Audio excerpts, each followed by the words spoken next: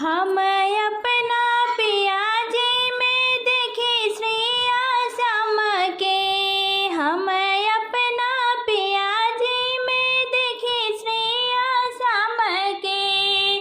पहिला अर्घ छठी माई पिया जी के नाम के।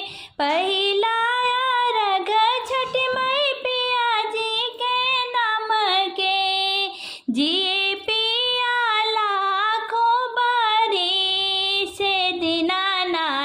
दी खाली इतने आशीष।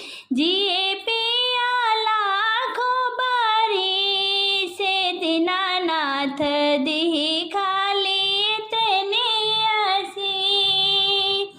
हम अपना बबुआ में देखे गणपति लाल के। हम अपना बबुआ में देखे गणपति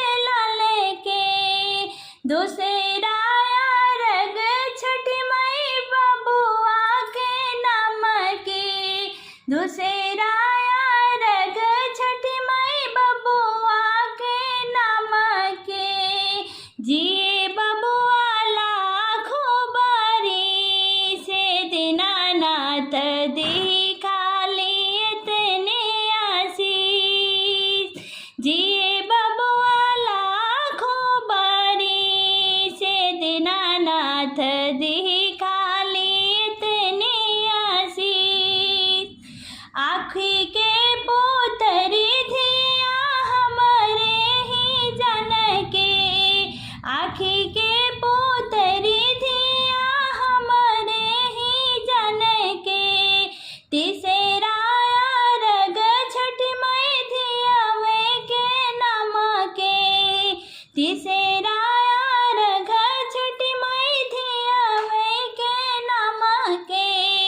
जिए धिया लाखों बारी से दीनानाथ दी खाली इतने आशीष।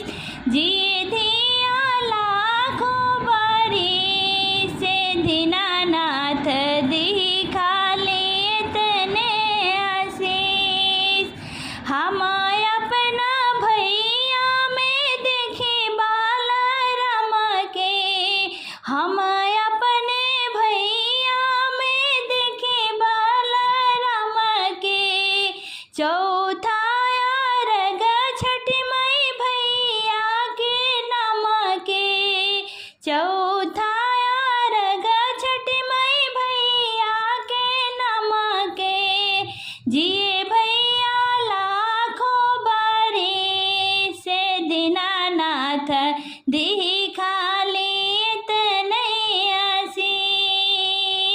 जिए भैया लाखों बारी से दीनानाथ दी खाली इतने आशीष। हम अपना घरवा में मांगे अन्न धन लक्ष्मी। हम अपना घरवा में मांगे अन्न धन लक्ष्मी। पांचवा अर्घ छठी माई यही सब मांग के। पांचवा अर्घ छठी माई यही सब मांग के।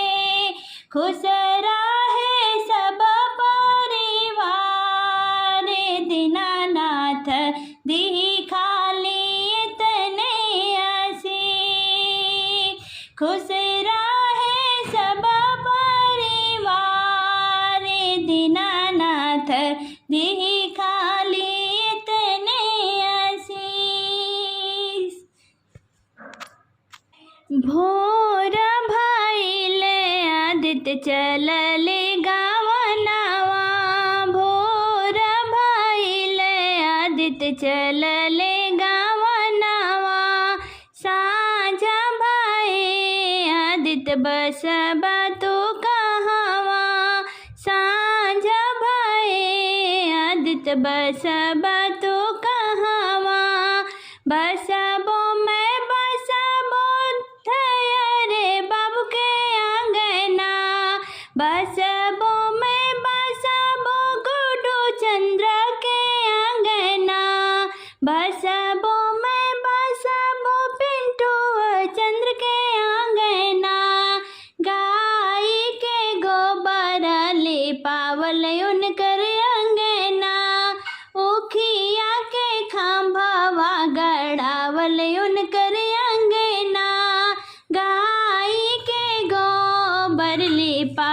उनकर अंगना, ओखिया के खंभावा गड़ावल उनकर अंगना, लाल की चंदनिया तनावल उनकर अंगना, विदिया पर तुलसी लगावल उनकर अंगना, लाल की चंदनिया तनावल उनकर अंगना, विदिया पर तुलसी लगावल उनकर अंगना।